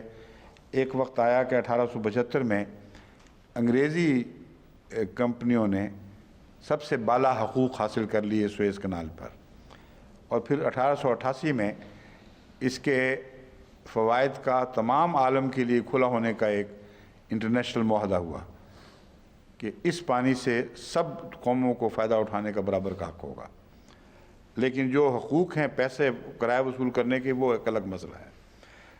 تو یہ واقعہ حضرت مسیح علیہ السلام کے زمانے کے آغاز ہی سے شروع ہو جاتا ہے، اور چونکہ اس دور سے تعلق تھا اس لیے پیشگوئی عظیم الشان وہاں پوری ہوئی۔ دوسری یہی پیشگوئی پیناما میں پوری ہوئی ہے۔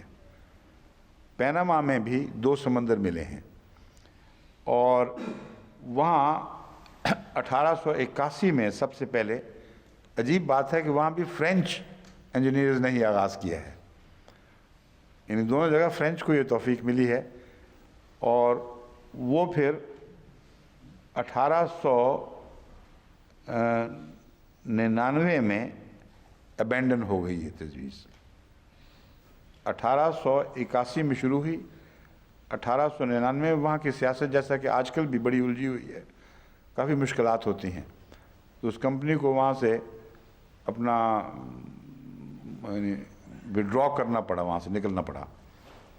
لیکن 1903 میں امریکہ نے ان کو پیناما کو، ان کے اوپر کولمبین جو حاوی تھے ان کے خلاف بغاوت میں مدد دی، ان کی سرپرستی کی، اور کولمبیا کی حکومت کا جو وہاں قبضہ تھا پیناما پہ، اس کو اتار پھینکا، اور اس احسان کے نتیجے میں انہوں نے پیناما کے حقوق حاصل کر لیے، اور پھر امریکنوں نے اس کو پھر دوبارہ بنایا ہے جو مکمل ہوئی۔ تو یہ دو سمندر ملاتی ہے، ایک اٹلانٹک اوشن اور ایک پیسیفک اوشن کو، یہ پیناما ہے۔ اور پیناما واقع ہے نکاراگوا اور کوسٹا ریکا کے نیچے، جو سینٹرل امریکہ کہلاتا ہے، اس میں اوپر ہے نکاراگوا، پھر آتا ہے کوسٹا ریکا، پھر پیناما ہے۔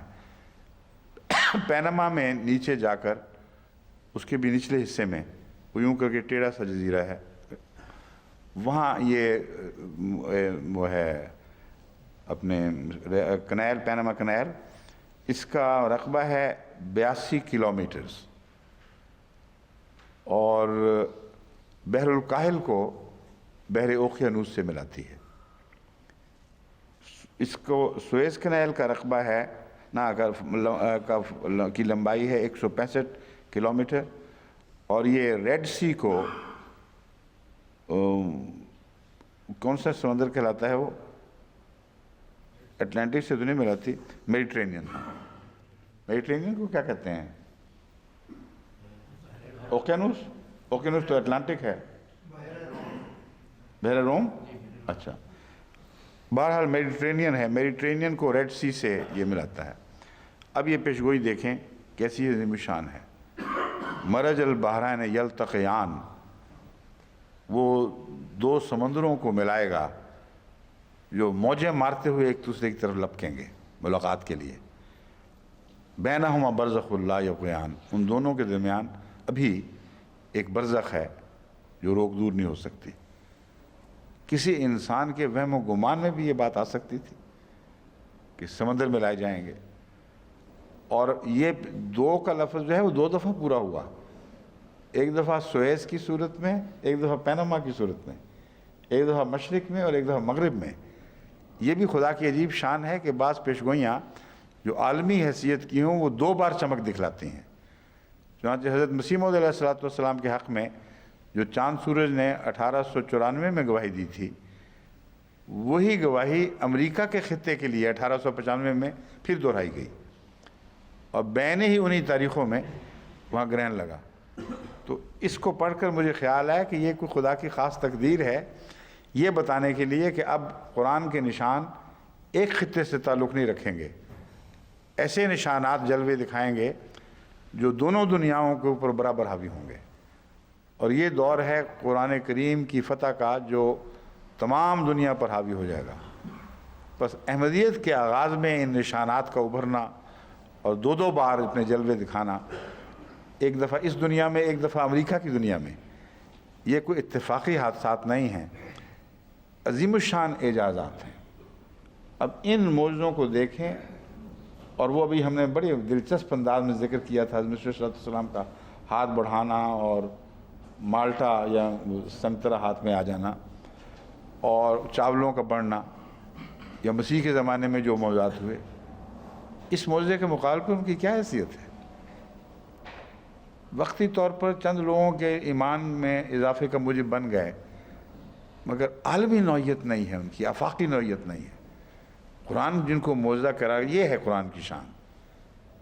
ناقابل یقین باتیں ہیں جو ہو ہی نہیں سکتی، اور وہ ہو کے رہتی ہیں، اور تمام دنیا اور مختلف زمانے اس پر گواہ ٹھہرتے ہیں، اور قیامت تک یہ نشان ایسے ہیں جن کو کوئی مٹا نہیں سکتا۔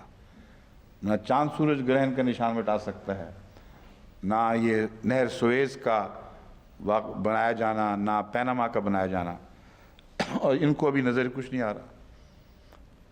آگے دیکھیے، اللہ تعالیٰ فرماتا ہے یا معاشر الجن والانس ان استطاعتم ان تنفذوا من اقطار، یہ سارے سورہ رحمان سے میں نے لیے ہوئے ہیں، یہ چند موضوعات جو ہیں۔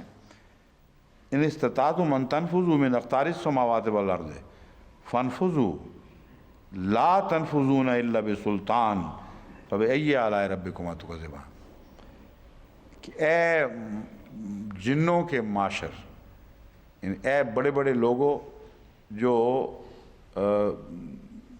اس کو بورژوا کہہ سکتے ہیں، جن جو ایسی طاقتیں ہیں جو امپیریلسٹ طاقتیں کہہ لیں آپ، یا کیپٹلسٹ طاقتیں، ان کے بڑے بڑے آدمی، ان میں سے بھی جو چیدہ چوٹی کے لوگ ہیں، اور انس پرولیٹریٹس، عوام الناس کی طاقتوں، تم میں سے بھی جو بڑے بڑے لوگ ہیں، تم اگر ان استطاعتم، اگر تمہیں طاقت ہے تو آسمان اور زمین کی اقطار سے نکل کے دکھاؤ۔ اب آسمان اور زمین کی اقطار سے نکل کے دکھاؤ، یہ ایک ایسا تصور ہے جو اس زمانے میں پیدا ہو ہی نہیں سکتا تھا، اور کسی اور الہی کتاب میں مذکور نہیں ہے۔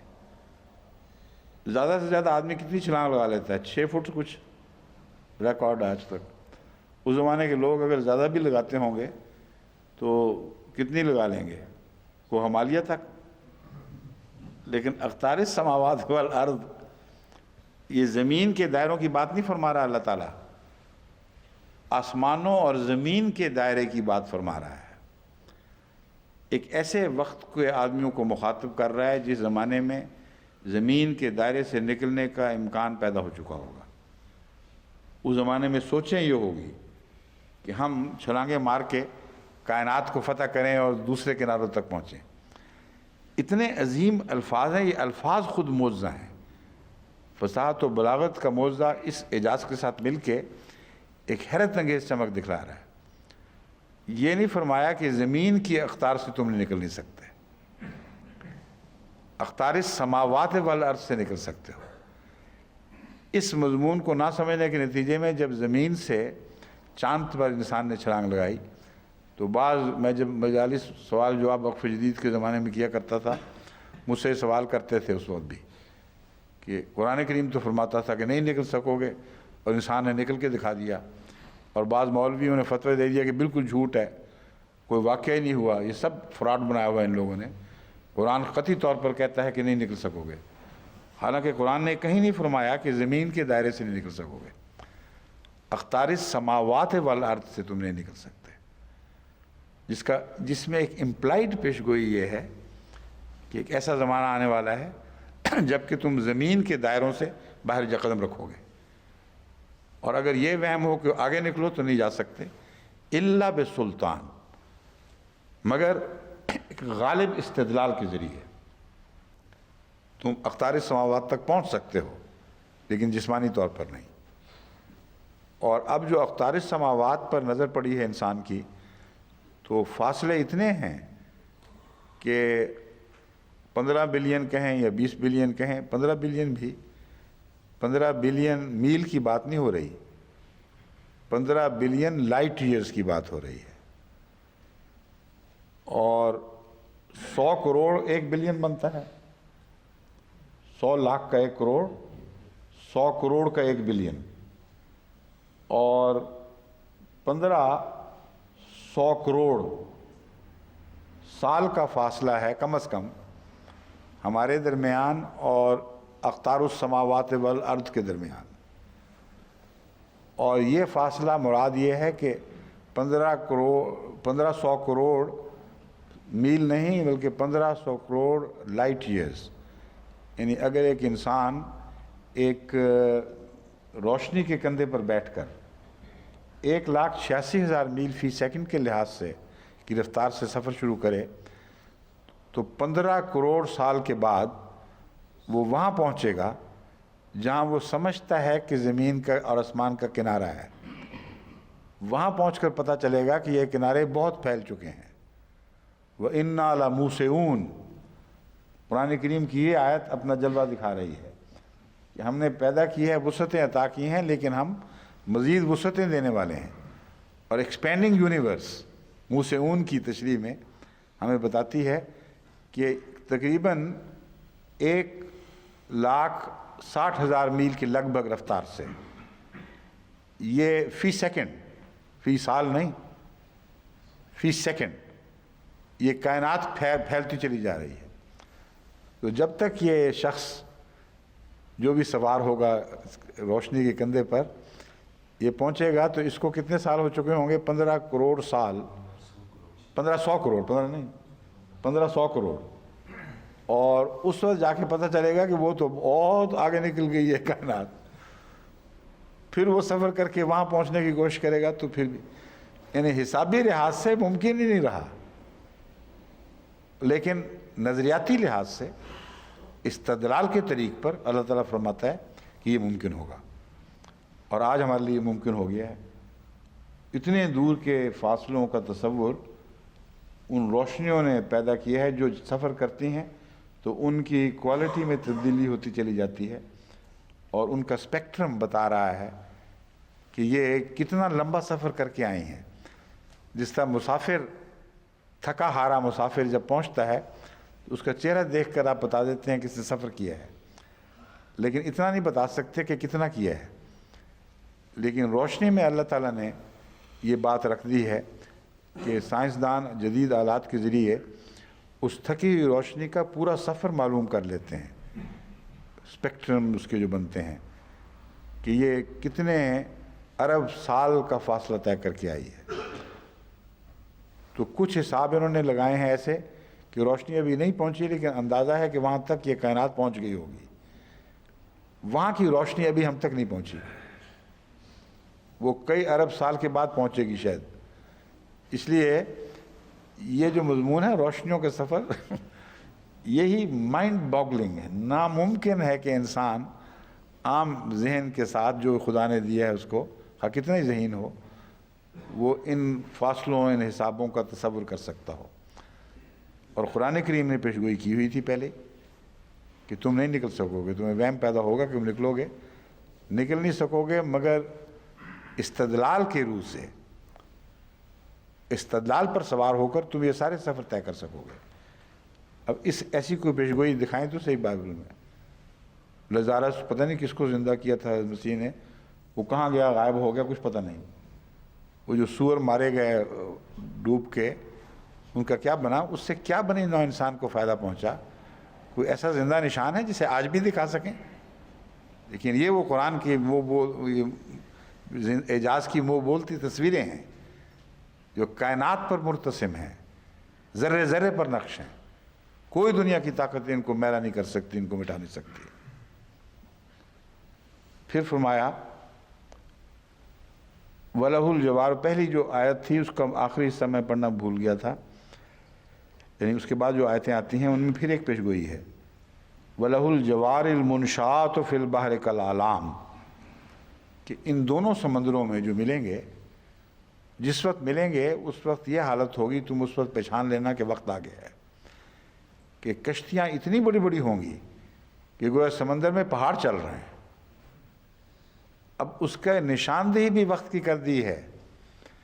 رسول اللہ علیہ وسلم کے زمانے میں ایسی کشتیوں کا تصور بھی نہیں تھا، ہو بھی نہیں سکتا تھا کہ سمندر میں گویا پہاڑ چل رہے ہوں. اعلام کا لفظ بلند جھنڈوں پر بھی استعمال ہوتا ہے اور پہاڑوں پر بھی.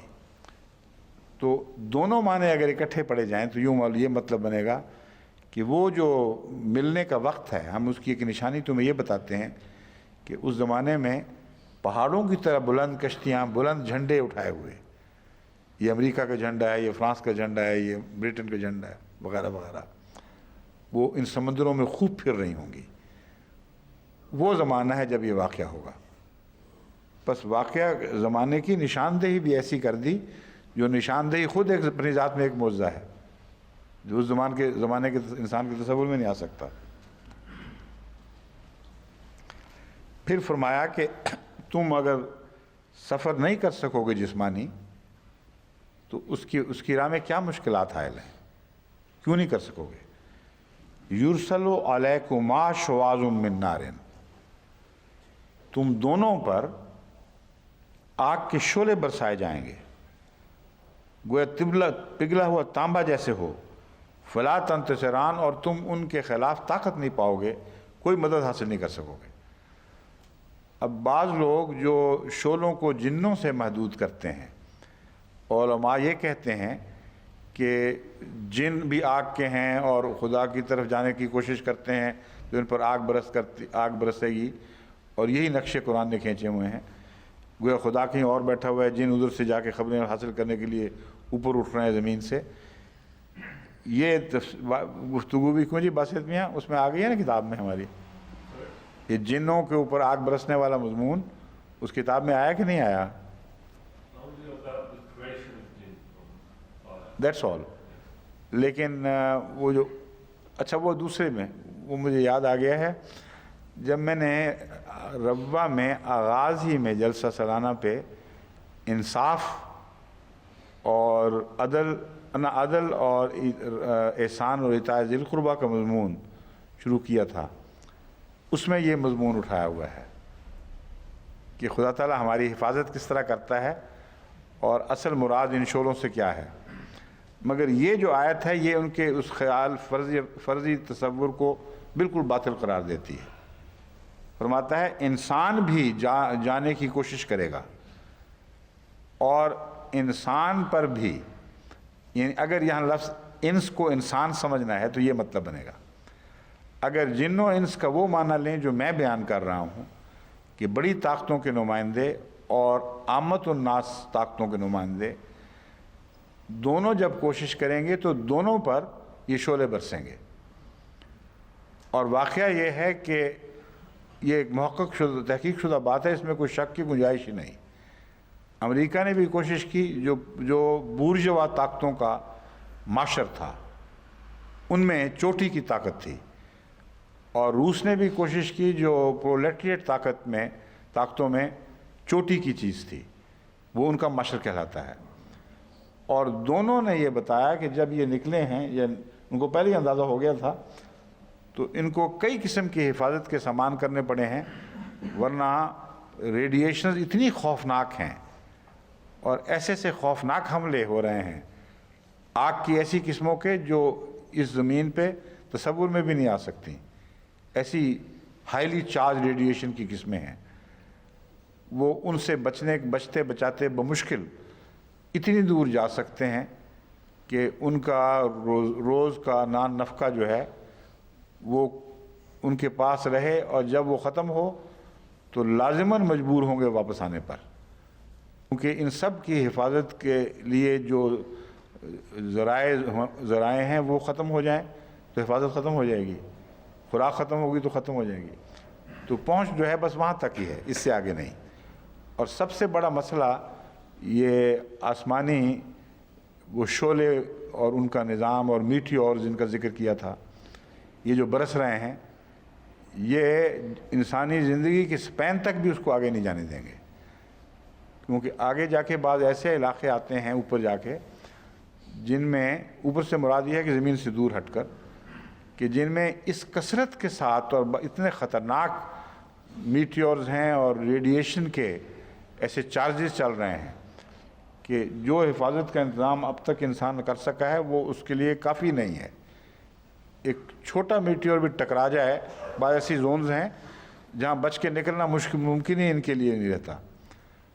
لیکن اس کے باوجود انہوں نے جو راکٹس بھیجے ہیں جس میں انسان نہیں ہے، اس کے متعلق کہتے ہیں کہ انہوں نے لامتناہی سفر شروع کر دیا ہے. لیکن وہ سفر جیسا کہ میں نے بیان کیا ہے وہ کبھی بھی اس کنارے تک پہنچ سکتا ہی نہیں حسابی روح سے، بغیر ان زندگی کے بھی جو سفر ہے، کیونکہ اس کی رفتار 25,000 میل فی گھنٹہ کی ہے. اب 25,000 میل فی گھنٹہ کی رفتار اور کہاں پھیلتی ہوئی کائنات 1,60,000 میل فی سیکنڈ کی رفتار سے پھیل رہی ہو، یہ تو اس کی گرد پا کو بھی نہیں پہنچ سکتے کبھی. تو قرآن کریم نے جو دعوے فرمائے ہیں وہ 100% درست ہیں، اور ایسے زمانے سے تعلق رکھتے ہیں جن تک اس زمانے کے تمام علماء کی مجموعی حکمت اور مجموعی علم بھی رسائی نہیں رکھتے تھے، اس کی گرد کو بھی نہیں پہنچ سکتے تھے. پھر قرآن کریم کا ایک عجیب انداز ہے پیشگوئیوں کا کہ مختلف سواریوں کا ذکر فرماتا ہے اور ان سواریوں کے حوالے سے آئندہ ایجاد ہونے والی سواریوں کا ذکر فرما دیتا ہے. اور دنیا کی کسی کتاب میں یہ بات نہیں ہے. جب میں یہ کہتا ہوں تو نظر ڈال کے بتا رہا ہوں، ہے تو نکالو دکھاؤ کہ سواریوں کا ذکر چل رہا ہے، اور یہ بتا دے کوئی کتاب کہ آئندہ اور بھی ایجاد ہوں گی اس سے زیادہ. اور یہ تینوں سطحوں سے تعلق رکھنے والی سواریوں کا ذکر ہے، زمین پر چلنے والی، سمندر والی اور مکینیکل، ہر قسم کی سواریوں کا ذکر یہاں ملتا ہے. وہ دیکھیں فرماتا ہے والخیل والبغال والحمیر لترکبوها وزینہ ویخلق ما لا تعلمون، کہ حمار بھی ہیں اور خیل بھی، اور گھوڑے بھی ہیں اور خچر بھی ہیں، اور گھوڑے ہیں اور خچر ہیں اور حمیر گدھے ہیں.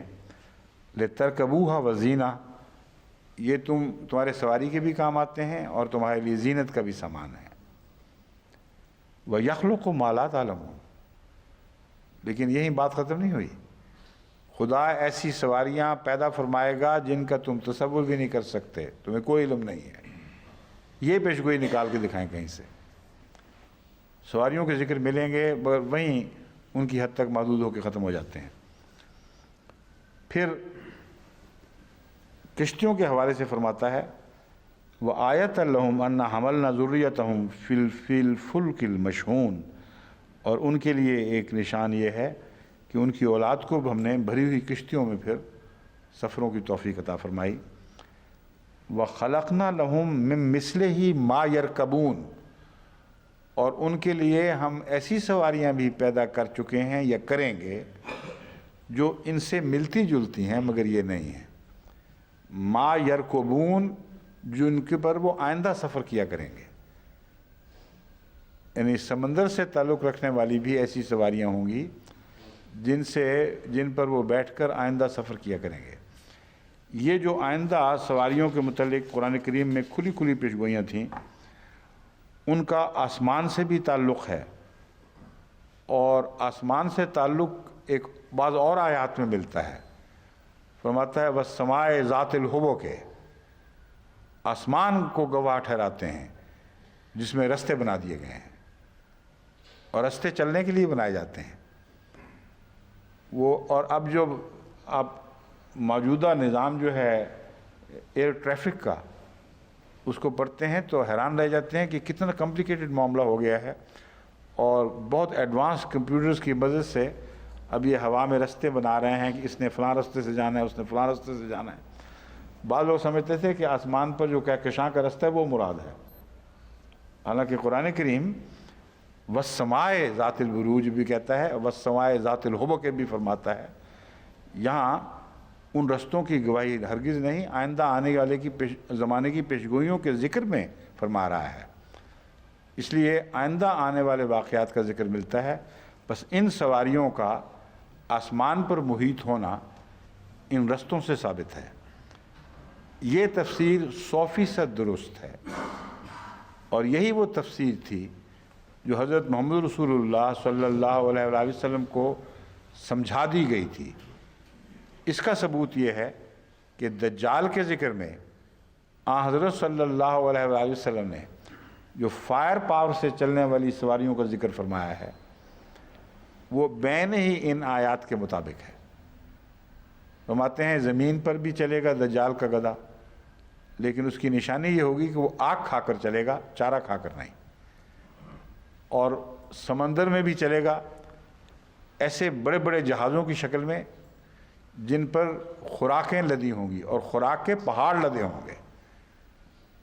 تو وہ کل آلام کی پیشگوئی قرآن کریم کی دیکھیں، اور رسول اللہ علیہ وسلم کے دجال کے گدھے کا ذکر سمندری جہازوں کی صورت میں، اور پھر فرمایا رسول اکرم صلی اللہ علیہ وسلم نے کہ وہ دجال جو ہے اس کا گدھا سمندروں سے کلاؤڈ لائن سے اوپر چلا کرے گا، ایک طرف زمین پر چلے گا، ایک طرف کلاؤڈ لائن سے اوپر، اور پھر فرمایا کہ اس کا ایک پاؤں مشرق میں ہوگا تو ایک مغرب میں ہوگا۔ اب یہ جتنے جہاز اٹھتے ہیں مشرق سے اور مغرب میں لینڈ کرتے ہیں، مثال ہے دونوں طرف جا رہے ہیں، لیکن رخ زیادہ تر مغربی ملکوں کی طرف ہی ہے، یہ مرکز ہیں کشش کا۔ اس لیے یہ بھی فصاحت و بلاغت کی شان ہے قرآن کریم کی کہ جو مرکز ہے انجذاب کا، جس طرف کھینچے جا رہے ہیں لوگ، ان کی طرف رخ دکھایا ہے کہ ایک پاؤں مشرق میں ہوگا اس گدھے کا اور دوسرا مغرب میں، جس کا مطلب ہے اس کی فلائٹ کا فاصلہ مشرق سے مغرب تک محیط ہوگا۔ تو ایک ہی لفظ ہے چھوٹا سا، وہ ما یرکبون، مثلہم ما یرکبون یا لا تعلمون والی پیشگوئی ہے۔ والخیل والبغال والحمیر لترکبوها وزینہ ویخلق ما لا تعلمون، ایسی سواریاں بنائے گا خدا تعالیٰ جس کو تم تصور بھی نہیں کر سکتے، تم علم نہیں، اور پھر محمد رسول اللہ علیہ وسلم کو علم پہلے دے دینا تاکہ بعد کے آنے والا انسان یہ نہ کہے کہ یہ تو اشارہ تھا سواریاں جانور پیدا کرنے کی طرف، تم خام خواہ کھینچ تان کر اس کو پیشگوئیاں بنا رہے ہو اور آئندہ زمانے کی سواریاں دکھا رہے ہو، یہ درست نہیں۔ اگر کوئی اعتراض کر سکتا تو اس کا منہ ہمیشہ کے لیے دجال والی احادیث نے بند کر دیا۔ اول تو اس آیت کے طرز بیانی بتا رہی ہے کہ جانوروں کو تو تم جانتی ہو جو ہیں، ان کے علاوہ کس سواری کے جانور کا اضافہ وہ دکھاؤ تو صحیح۔ خمیر حمار یہی لوگ، یہی جانور ہیں نا جن پر چڑھتے ہیں، تو ان میں اضافے کا کوئی اشارہ بھی نہیں اس حدیث اس قرآن کی آیت میں۔ سواریوں کے عجیب و غریب ہونے کا، جن کا انسان اس زمانے کا انسان تصور نہیں مان سکتا تھا، جس کا کوئی ان کو علم نہیں تھا، اس کی پیشگوئی ہے، اور اس کی تائید میں وہ احادیث جو آگ کھا کر چلنے والی سواریوں سے تعلق رکھتی ہیں، وہ اس پر روشنی ڈالتی ہیں۔ اس ایک اعجاز میں یہ طاقت ہے کہ تمام دشمنان اسلام کا منہ بند کر دے۔ ناقابل یقین بات ہے جو ہم دیکھ رہے ہیں اور وہ ہو رہی ہے۔ مجھے جو تجربہ ہے، بارہا سوالات کی مجالس میں ایسی باتیں اٹھاتے ہیں لوگ۔ ایک دفعہ آسٹریلیا میں بھی یہ بات چھڑی گئی تھی اینٹی کرائسٹ کے متعلق۔ تو جب میں نے یہ بیان کی احادیث، ان سے میں نے کہا وہ نعوذ باللہ من ذالک مسلمانوں کو اور مسلمانوں کے بزرگوں کو اینٹی کرائسٹ ثابت کرنا چاہتے تھے۔ ایک پادری نے یہ شوشہ چھوڑا تھا کہ تم دوسری باتیں تو بڑی بیان کر رہے ہو، کیونکہ اس وقت اس مجلس میں ایک اسکول مجلس تھی جس میں اساتذہ اور طلباء پر بہت نیک اثر پڑ رہا تھا اسلام کا۔ تو اس کو توڑنے کے لیے ایک پادری صاحب جو بڑی دور سے تشریف لائے تھے، انہوں نے ایک طالب علم سے یہ سوال کروا دیا، اور اس کے بعد پھر میں نے ان کو نہیں دیکھا، میرا مطلب وہ بھاگ گئے ہیں پھر۔ کیونکہ جب میں نے دجال والی پیشگوئیاں شروع کی کہ پہچان میں تمہیں بتا دیتا ہوں، تم بتاؤ دجال کون ہے، کس نے ایجاد کی ہیں یہ سواریاں، وہ کون سی قوم ہے جو اس کے ذریعے دنیا پر عروج حاصل کر گئی اور ماسٹر بنائے گی۔ تو بلا استثناء سارے طلباء جگہ بار بار ہمیں یا سر ہلاتے تھے یا آوازیں نکالتے تھے، ہاتھ اٹھاتے تھے۔ میں نے کہا پہچان گئے ہو؟ کہتے ہاں پہچان گئے۔ کیونکہ مولوی نہیں پہچانتا، یہ مصیبت ہے۔ لیکن جو بیچارے دجال کہلا رہے ہیں وہ پہچانتے ہیں اور بغیر غصے کے جان جاتے ہیں، کہتے ہیں ہاں ٹھیک ہے۔ یہ پیشگوئی آج کل کے زمانے کی سواریوں کے سوا کسی چیز پر اطلاق پا ہی نہیں سکتی، اور اس صفائی سے اطلاق پاتی ہے کہ کوئی اور توجیہ ممکن نہیں ہے۔ بس جو ان سواریوں کا موجد، جو ان کا مالک، ان قوموں میں سے جو پادری ہیں جو دنیا کو حضرت مسیح کے غلط تصور پیش کرتے ہیں، وہ اینٹی کرائسٹ ہیں، نہ کہ مغربی سائنسدان۔ اینٹی کرائسٹ سے مراد ہرگز مغربی سائنسدان نہیں ہیں، بلکہ وہ پادری ہیں جن کی ایک آنکھ اندھی ہے، ایک آنکھ روشن ہے۔ یوں کہنا چاہیے کہ اس مضمون میں جو ایک آنکھ اندھی یعنی دائیں اندھی اور بائیں روشن، اس میں اس قوم کے دو طبقوں کا ذکر ہے جنہوں نے بعد میں پیدا ہونا تھا۔ جو اینٹی کرائسٹ ان میں سے ہیں وہ مذہبی آنکھ کے اندھے ہیں، جو دائیں آنکھ ہوتی ہے، اور وہ جو سائنسدان ہیں جو ان کی خدمت کریں گے اور سواریاں ایجاد کریں گے، وہ بائیں آنکھ رکھتے ہیں، دائیں آنکھ رکھتے ہی نہیں۔ چنانچہ وہ حقیقتاً اب کچھ تبدیلی پیدا ہوئی ہے، ورنہ اب تک سارے سائنٹسٹ اپنے آپ کو سیکولر کہتے تھے، اور سیکولر کہنے پہ مجبور بھی اس لیے ہوئے کہ جو اندھی آنکھ تھی اس نے دیکھنے والی آنکھ کی مخالفت کی، ان کو زندہ بھی جلا دیا۔ تو یہ معنی زیادہ صحیح بیٹھتا ہے دجال کی تصویر کا کہ اس زمانے میں جو قومیں ہوں گی، جو اصل قوم ہے بڑی جس کو دنیا پر عروج حاصل ہوگا، وہ عیسائی قوم ہوگی۔ عیسائی قوم کے دو حصے ہوں گے، ایک حصہ وہ جو گہری فراست رکھتا ہوگا اور زیر زمین پاتال تک نظر رکھتا ہوگا، اور وہ راز جو دنیا سے مخفی ہیں وہ ان کے کھوج نکالے گا اور عجیب عجیب ایجادات کرے گا۔ مگر وہ بائیں آنکھ ہے جو روشن ہے، جس کا مطلب ہے وہ سیکولر لوگ ہیں، ان کا مذہب سے کوئی تعلق نہیں۔ اسی قوم کا ایک طبقہ جو دراصل اینٹی کرائسٹ ہے، وہ اس زمانے کے پادری ہیں جنہوں نے حضرت عیسیٰ علیہ السلام کا غلط تصور پیش کر کے عیسائیت کو شدید نقصان پہنچایا ہے۔ بس اینٹی کرائسٹ ان معنوں میں کہ بظاہر وہ حضرت عیسیٰ کی تائید کر رہے ہوں گے، مگر ایسے فرضی تصور پیش کریں گے کہ اس کی وجہ سے بائبل کو شدید حضرت عیسیٰ کی ذات کو شدید نقصان پہنچے گا۔ اس ضمن میں اس حوالے کے بعد میں اس درس کو ختم کرتا ہوں۔ ڈاکٹر جے پیٹرسن، آگے اسمائتھ لکھا ہوا ہے، مجھے تو اسمتھ لفظ یاد ہے، پتہ نہیں انگریزی میں پتہ نہیں کیوں نہیں لکھتے، کئی دفعہ سمجھایا کہ حوالہ بھیجا کرو تو رومن زبان میں، رومن الفابیٹس میں جو تلفظ ہوتا ہے نا، جو نام ہوتا ہے وہ لکھ دیا کرو، اس سے صحیح تلفظ پتہ چل جاتا ہے، ورنہ اردو میں بعض جو انہوں نے نام لکھے ہوئے ہیں مترجمین نے، وہ اتنا دور ہٹ گئے ہیں اصل نام سے کہ ان کی تلاش ہی مصیبت بنی ہوئی ہے۔ میں نے اور باسط نے مل کے بدھزم پر، جب ہماری جو کتاب تھی اس میں بدھزم پہ حوالے چاہیے تھے، ان پر جو اردو میں ذکر تھے ناموں کے، ان سے کھوج لگانا شروع کیا تو مصیبت پڑ گئی۔ کتنے مہینے میں جا کے وہ مسئلہ حل ہوا تھا۔ باسط بیچارے نے تو بہت ہی محنت کی اس پہ، ابھی تک کہتے ہیں پورا حل نہیں ہوا۔ وہ کسی زمانے میں کسی نے کوئی کتاب پڑھی ہے، اس نام ہی اوٹ پٹانگ لکھ دیے ہیں اردو میں حوالہ اپنے تلفظ سے، اگر انگریزی میں وہ لکھ دیتے تو نقصان کیا تھا۔ تو بہرحال ہم نے پھر مسز صالحہ صفی لائبریرین جو ہیں، بہت مخلص ہماری خود سے ایکٹیو ممبر ہیں یہاں کی، ان سے مدد لی۔ انہوں نے پھر ہر جگہ کھوج لگایا اس نام سے ملتے جلتے ناموں کے متعلق، تحقیق کی کمپیوٹرائزڈ سیکشن سے مدد لے کر، تو اللہ ماشاء اللہ ہم قریباً وہ معاملہ حل کر چکے ہیں۔ تو میری گزارش ہے احمدی محققین سے کہ جب وہ رومن زبان کے علاوہ کسی دوسری زبان الفابیٹ میں لکھے جانے والی زبان میں کتابوں کے ترجمے کرتے ہیں یا حوالوں کے ترجمے کرتے ہیں، تو اصل جو پراپر ناؤنز ہیں ان کے اصل نام رومن الفابیٹس میں جس میں وہ پائے جاتے ہیں وہ ضرور بھیجا کریں۔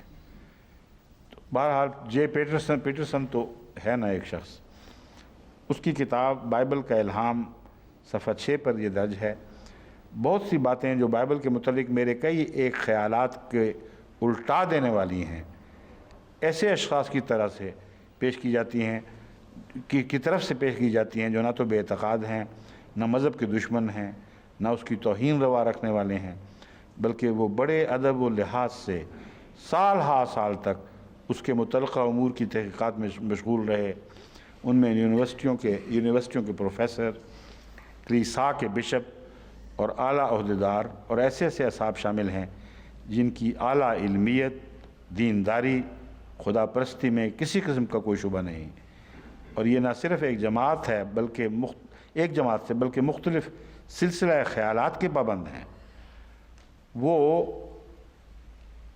اب بائبل کی نسبت وہ خیال نہیں رکھتے جیسا کہ انہیں بچپن میں تعلیم دی گئی تھی۔ مراد یہ ہے کہ پادریوں نے بائبل کو سب سے بڑا نقصان پہنچایا ہے۔ ان تعلیم یافتہ سائنسی نسلوں کو بائبل کے متعلق ایسی غلط تعلیم دی ہے کہ دہریے بنا کے چھوڑ دیا۔ دین سے ہی یہ لوگ منحرف ہو گئے، اور بہت بڑا دہریہ بنانے میں جو کاروبار کیا ہے وہ پادری کی غلط تشریحات اور توضیحات نے کیا ہے۔ یہ میں نہیں کہہ رہا، یہ ڈاکٹر جی پیٹرسن بھی اسی کی تائید کر رہے ہیں۔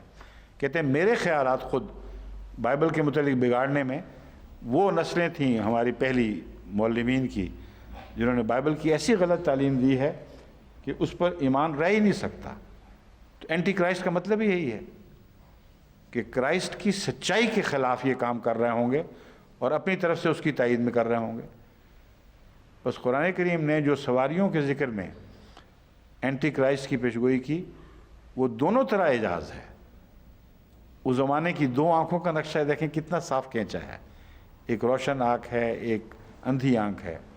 جو اندھی آنکھ ہے وہ جس کی دوست ہے اس کو نقصان پہنچا رہی ہے، اور سب سے بڑا مذہب کو نقصان پہنچانے والا یہ سلسلہ تھا جس کی کوک سے پھر دہریت اس پرولیکٹریٹ نظام کی صورت میں پھوٹی جسے ہم اشتراکیت کہتے ہیں۔ بس یہ بہت بڑا دجل ہے جس نے اس زمانے کو شدید نقصان پہنچائے ہیں، اور قرآن کریم میں ان کی واضح کھلی پیشگوئیاں موجود، اور ان کی تائید میں حضرت اقدس محمد مصطفیٰ صلی اللہ علیہ وسلم کو अल्लाह ने जो आसमान से इल्म अता फरमाया वो अगर कोई एक आध इबहाम की शक्ल किसी को नज़र आती भी हो तो उस पर से भी पर्दे उठा चुका है। अल्लाहुम्मा सल्ली अला मोहम्मद व अला आलि मोहम्मद व बारिक वसल्लम। अब कुछ रहते हैं ज़िक्र, वो फिर कल करेंगे इंशाअल्लाह, और फिर उसके बाद अगली आयत, ठीक है।